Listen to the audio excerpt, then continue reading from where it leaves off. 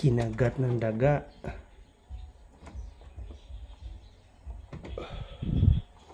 Ito yung water pump papunta doon sa taas.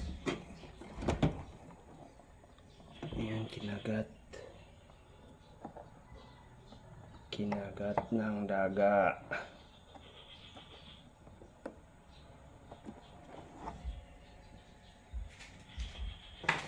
Kaya pag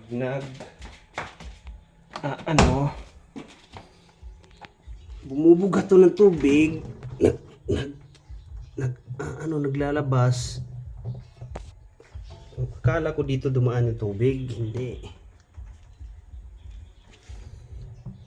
Diyan, akala ko diyan may butas din diyan sa ilalim. Chinek ko yung ilalim, wala problema. Kaya nagtaka ako kasi may mga rubber. Yan, mga rubber. Mga kagat na rubber. Yan. Kaya mostly yung mga fittings na ito nasa taas. Kaya chinik ko sa taas. Kasi ilalim walang mga rubber. Kaya yun. Kinagat.